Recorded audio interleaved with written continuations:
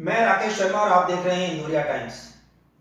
आज हम बात करेंगे मंत्री जी के ड्रीम प्रोजेक्ट की।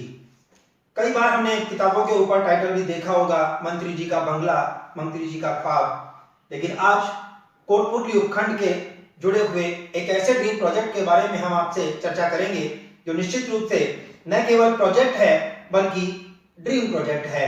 और ड्रीम प्रोजेक्ट भी स्थानीय विधायक राज्य मंत्री राजेंद्र सिंह यादव का। जी हाँ, मैं बात कर रहा हूं कोटपुतली नेशनल हाईवे 48 से लगते हुए जो सीकर रोड है, जो नेशनल हाईवे कोटपुतली से सीकर जा रहा है, जो अलवर सीकर हाईवे है, यानी कि कोटपुतली मुख्य चौराहा यानी फ्लाईओवर से लेकर नीमका थाना सीकर रोड, जिसका निर्माण किया जाना वर्षों से लंबित पड़ा रहा। ये एक ऐसा रोड है जो कि बारिश आने से पहले ही लोगों के चेहरों के ऊपर सरवट पैदा कर दिया करता था, यानी गड्ढों में सड़क है या सड़क में गड्ढे। ये कई बार टाइटल अखबारों की और चैनल्स की सुर्खियां बनता रहा है। वैसे तो देखा जाए तो एक पूरा दशक वर्तमान विधायक एवं राज्य मंत्री राजेंद्र सिंह यादव के ही कार्यकाल में काउंट होता है, लेकिन वर्षों से इस रोड की मांग चली आ रही थी कि आखिर ये रोड का जो टुकड़ा है, जो लगभग 2 से 3 किलोमीटर के अंतर्गत क्षतिग्रस्त रोड माना जा सकता है, इसका प्रयास स्थानीय विधायक के द्वारा इस बार किया गया। और न केवल प्रयास किया गया बल्कि 12 करोड़ 22 लाख 55 हजार रुपए का जो प्रोजेक्ट है वो सैंक्शन हुआ। बजट की राशि स्वीकृत हो जाने के बाद स्वयं स्थानीय विधायक मंत्री राजेंद्र सिंह यादव और स्थानीय प्रशासन की यदि बात करें तो पालिका अध्यक्ष और यहाँ के एडीएम, एसडीएम यानी तमाम प्रशासनिक अमले के साथ आपके द्वारा पाना देवी गर्ल्स कॉलेज के सामने के पाना देवी गर्ल्स कॉलेज के बाहर आपके द्वारा उसका शिलान्यास और पट्टी का लोकार्पण किया गया। पट्टी का लोकार्पण करते हुए ही स्थानीय विधायक और राज्य मंत्री ने यह कह दिया था कि वर्षों से लंबित पड़ी मांग को निस्संदेह मुख्यमंत्री अशोक गहलोत के द्वारा पूरा किया गया है, राशि स्वीकृत की गई है, जिसके अंतर्गत आज उन्होंने शिलान्यास किया है। लेकिन आम जन का सहयोग अपेक्षित है। वो जानते थे कि जब ये कार्य प्रारंभ होगा तो बहुत सी समस्याएं उनके सामने आने वाली हैं, बहुत सारी परेशानियों का उन्हें सामना करना पड़ेगा। और क्यों ना हो, राजस्थान का एक सबसे बड़ा जो खनन जोन है वो भी इसी डाबला रोड के ऊपर स्थित है, जहां सैकड़ों नहीं बल्कि हजारों ट्रक और ट्रोले डंपर इस कदर निकलते हैं कि कई जिंदगियां तक इन ट्रकों ने ट्रोलों ने ली हैं। इन सारे माहौल को ध्यान में रखते हुए जब बात की गई कि इस कार्य को हम शुरू करेंगे, इससे पहले स्थानीय अतिरिक्त जिला कलेक्टर जगदीश प्रसाद आर्य की अध्यक्षता में पालिका अध्यक्ष व तमाम प्रशासनिक अमले की एक मीटिंग कॉल की जाती है।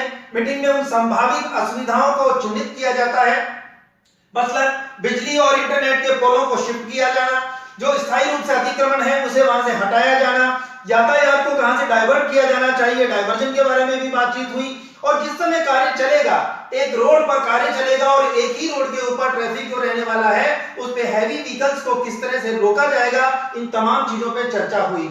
और चर्चा हुई तो इस बात पर भी चर्चा निश्चित रूप से हुई होगी कि कार्य के दौरान क्योंकि इस रोड के ऊपर डस्ट बहुत ज्यादा उड़ती है, सिलिकोसिस के पेशेंट सबसे ज्यादा इसी रोड की पैदाइश माने जा सकते हैं, तो वहां आखिर उड़ने वाली धूल को रोकने के लिए नगर पालिका प्रशासन के द्वारा हो या आरएसआरडीसी के द्वारा जिस कॉन्ट्रैक्टर को ये कॉन्ट्रैक्ट मिला है उसकी ये जिम्मेदारी बनती है कि वो सुबह शाम पानी का छिड़काव करने के बाद ही कार्य को अंजाम दे। लेकिन ऐसा नहीं हो सका। परिणाम, ना ट्रैफिक रुका, ना डाइवर्जन हुआ, ना पोल शिफ्ट हुए और ना ही पानी का छिड़काव किया गया।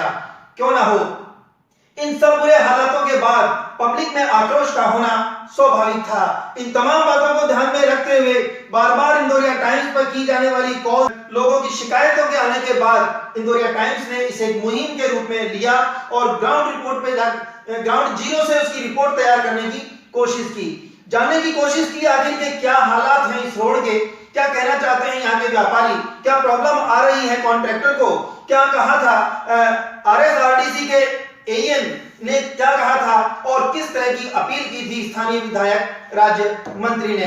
क्या नगर पालिका अपनी जिम्मेदारी निभा रही है, क्या पुलिस प्रशासन अपनी जिम्मेदारी निभा रहा है, क्या उसके अंदर रोड के अंतर्गत काम में ली जाने वाला जो मटेरियल है उसको एज पर नॉर्म्स, उसकी गुणवत्ता का पूरा ख्याल रखा जा रहा है।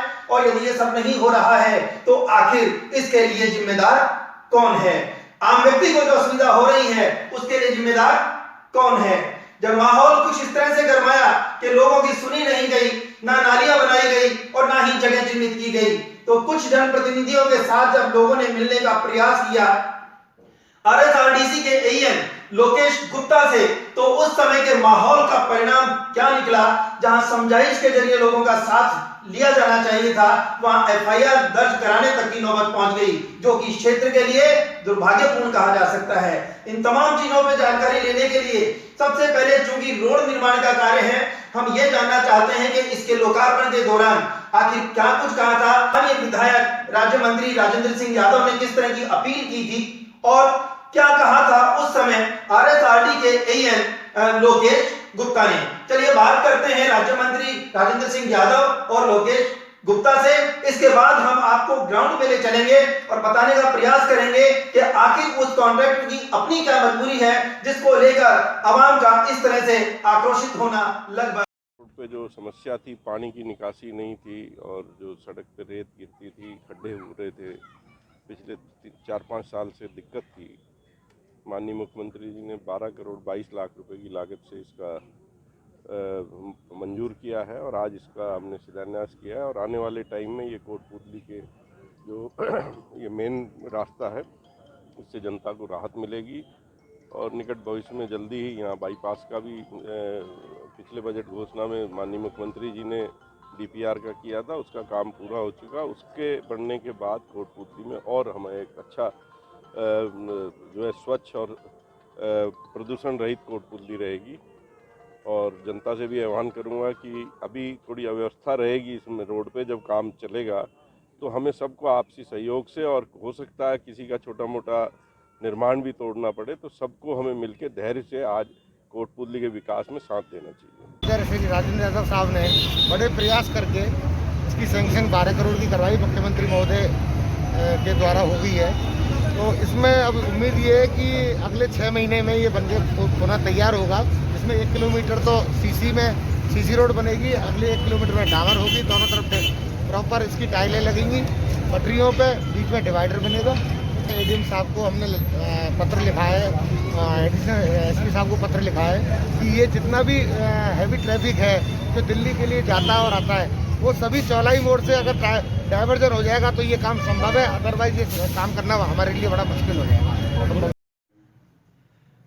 आपने देखा अभी रोड का शिलान्यास करते हुए स्थानीय विधायक राज्य मंत्री राजेंद्र सिंह यादव और उनके साथ पूर्व 2 जनप्रतिनिधि और भी मौजूद थे। स्थानीय प्रशासनिक अमला मौजूद था, चेयरमैन वाइस चेयरमैन यहाँ पर मौजूद थे और इन सभी के बीच में ये उम्मीद की जा रही है कि निश्चित समय अवधि के अंतर्गत इस रोड का बनना तय है। तो आपने ये भी सुना कि 21 दिन के समय को केवल इन्हें अपनी व्यवस्थाओं को अंजाम देने में चाहिए था और यदि व्यवस्थाएं प्रॉपर तरीके से मिली तो आरएसआरडी के जो एईएन हैं उन्होंने साफ कहा है कि यदि हमें सहयोग मिला तो हम निश्चित समय अवधि के अंतर्गत रोड दे पाएंगे और यदि ऐसा नहीं हुआ तो संभवतः रोड में व्यवधान आता है, कोई वजह होती है, तो उसके लिए ये अवधि जो है आगे बढ़ सकती है। अब हम चलते हैं, आपको सीधे उस रोड पर ले चलते हैं, डाबला रोड पर ले चलते हैं, मंत्री जी के ड्रीम प्रोजेक्ट पे ले चलते हैं, जो कि अक्सर 1, 2, 3 नहीं अनेकों बार समाचार पत्रों की सुर्खियों के जरिए ये बात बताता रहा है कि किस तरह से ये रोड बनेगा, कितनी दूरी का ये रोड होगा, इस रोड के दोनों तरफ किस तरह से टाइल्सें लगे और फुटपाथ बनाए जाएंगे, बीच में एक डिवाइडर होगा, डिवाइडर पे स्ट्रीट लाइट होगी और डिवाइडर को भी सौंदर्यीकरण के अंतर्गत उसे भी एक तरह से ग्रीनरी से जोड़ा जा सकेगा और एक ऐसा मैसेज करने का प्रयास यहाँ पर रहेगा कि जो भी व्यक्ति इस रोड से गुजरेगा उसे लगेगा कि निसंदेह कोटपूतली तोरावाटी क्षेत्र का एक खूबसूरत शहर है। ये हम आपको ले चलते हैं कॉन्ट्रैक्टर बुद्धि प्रकाश गोयल के पास, जो कि स्वयं अपनी देखरेख में इस रोड के कार्य को संचालित कर रहे हैं, लेकिन उनकी भी अपनी एक व्यथा है, पीड़ा है, उन्हें भी स्थानीय प्रशासन के द्वारा नकारा गया है, पब्लिक ने उन्हें समझने का प्रयास नहीं किया है।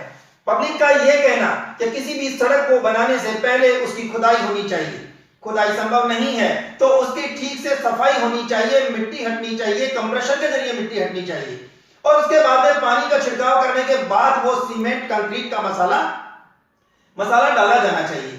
लेकिन इस तरह की किसी गतिविधि को भी यहाँ पर लोगों ने होते हुए प्रॉपर तरीके से नहीं देखा।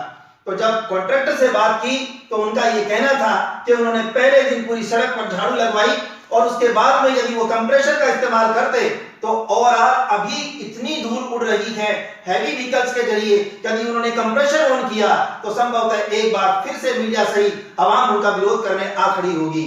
भला वो करे तो करे क्या?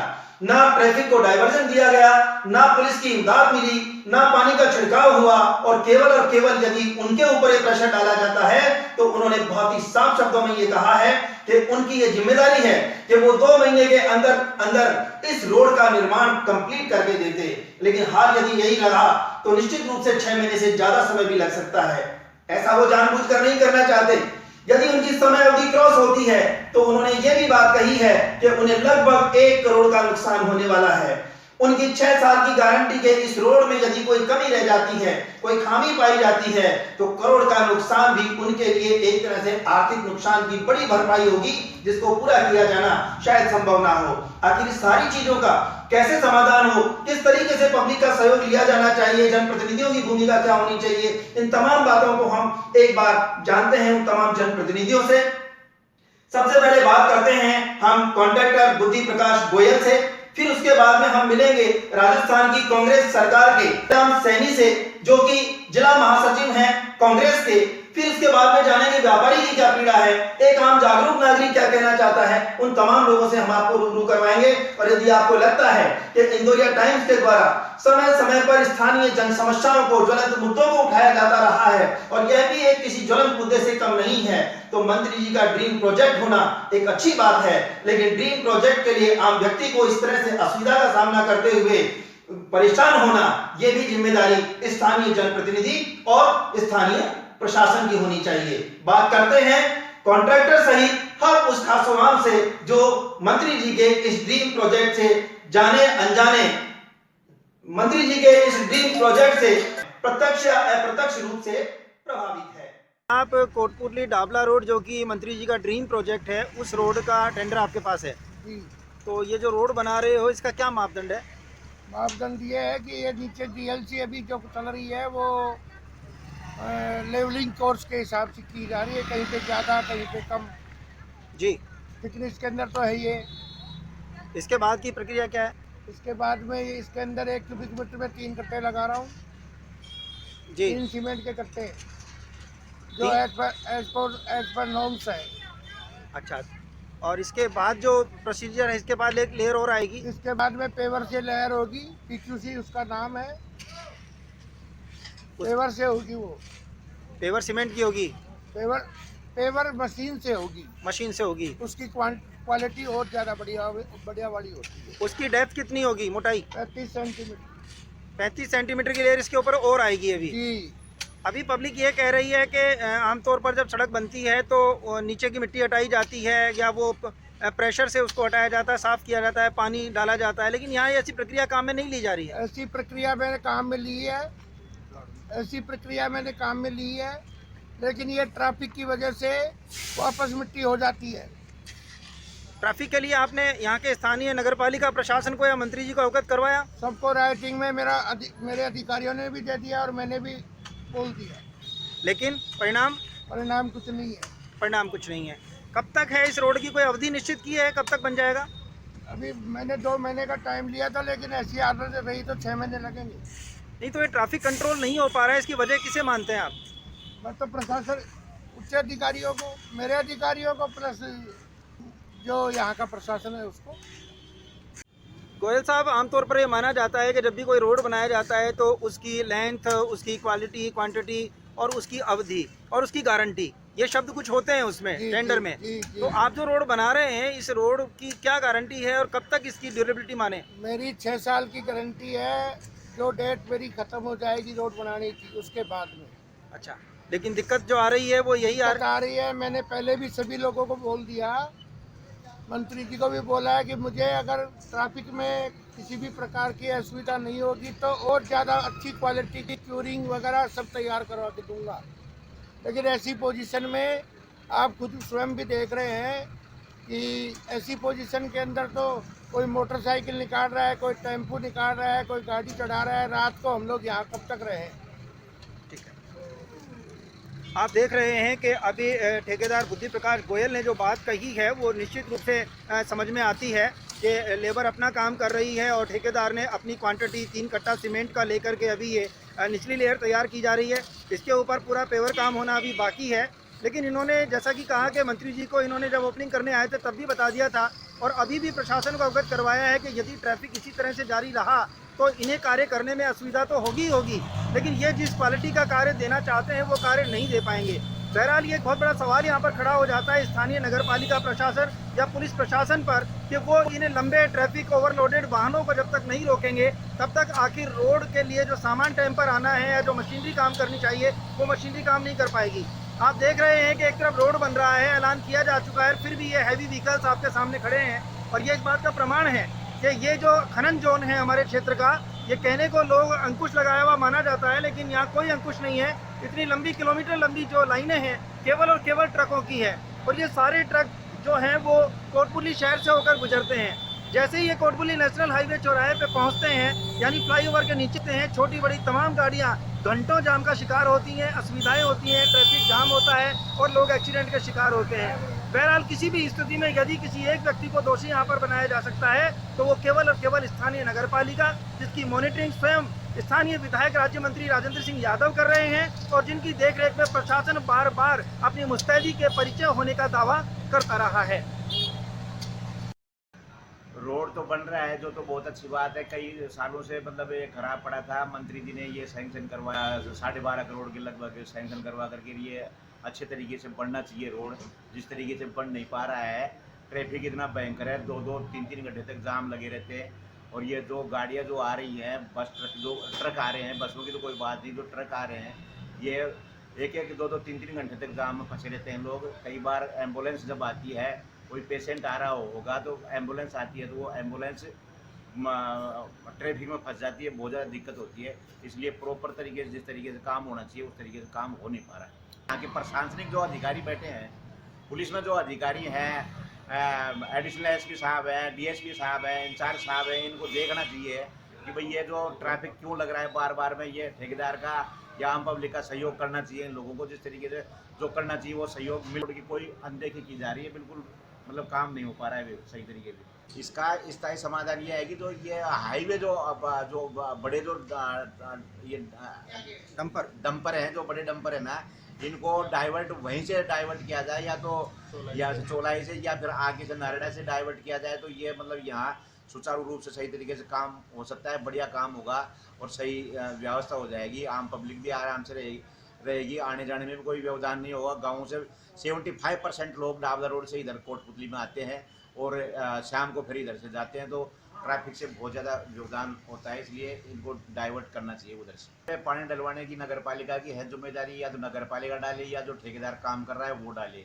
पब्लिक की सुविधा के लिए। लेकिन अब नगर पालिका भी थोड़ी सी पता नहीं कैसे, पिछले दिनों तो कुछ सुबह शाम 1-2 बार टैंकर आए थे, उसके बाद में आ नहीं रहे।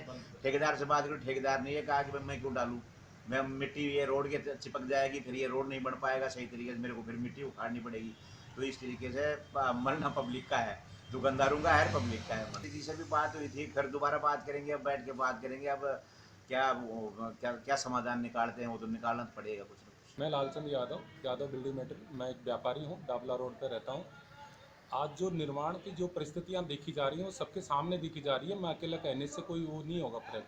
सभी दुकान वाले इतने परेशान हैं, व्यापारी वर्ग। एक तो रोड को इसको खुदा के बनाया जाना चाहिए था कि सारी दुकानें नीचे गई सब लोगों की, प्लस दूसरा वो भी नहीं हो रहा, प्लस ऊपर से जो काम चल रहा है जिसमें इतनी धूल उड़ती है। सर अभी तो हम देख रहे हैं इसमें कोई तो ना तो मटेरियल सही ढंग का डाल रहे हैं वो लोग, ठेकेदार लीपापोती कर रहा है, उसको जो काम करना चाहिए था वो काम नहीं हो रहा।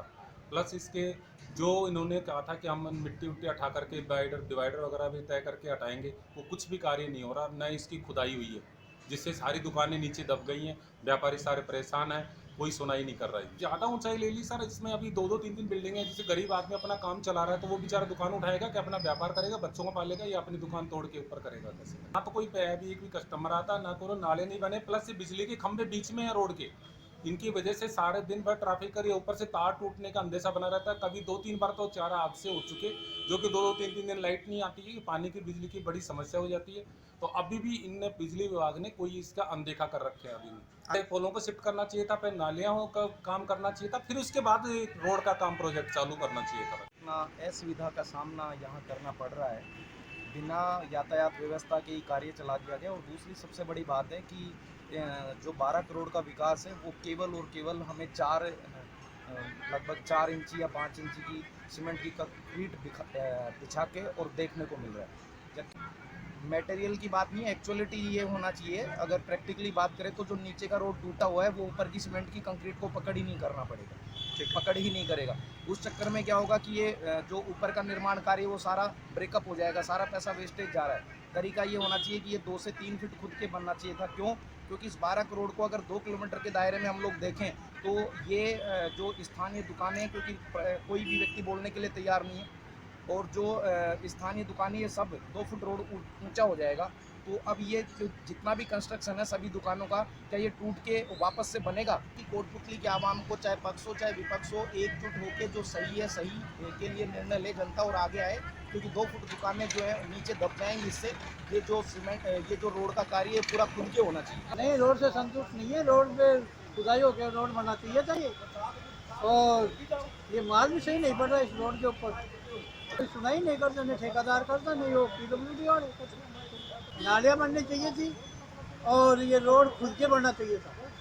ये गेट से भी ऊपर आएगा। ये मंत्री जी से तो बात नहीं हुई, पर ठेकेदारों से बात हुई है। नहीं, कहाँ संतुष्ट है ये तो। एक तो पहली बार तो इसे को तोड़ के बनाया जाना चाहिए जी, लेकिन इसी के ऊपर बना रहे हैं। और उसके ऊपर न तो मिट्टी साफ की है, और ये माल भी थोड़ा देखो कि बिल्कुल कच्चा माल डाला हुआ है। अब ये बोल रहे हैं कि इसके ऊपर एक लेंटर आएगा, लेंटर से यूँ मजबूत हो जाएगा। 6 साल की मेरी गारंटी होगी। हमने ठेकेदारों को टोका भी था जी। लेकिन बाद में ये बोला कि नहीं, तो को पहले नाली बनानी चाहिए। नाली का निकास कैसे करोगे? हमारी दुकान तो बिल्कुल दब गई जी। तो ये बिल्कुल गलत काम हो गया। वो तो यही बोल रहे हैं कि हमारी यानी कि मजबूती से काम करेंगे और ये करेंगे ये करेंगे, मगर ये तो बहुत काफ़ी ऊंचा हो जाएगा। दुकानें दब गई, पानी का निकास तो है ही नहीं, कहीं नहीं है। इस रोड से संतुष्ट नहीं है।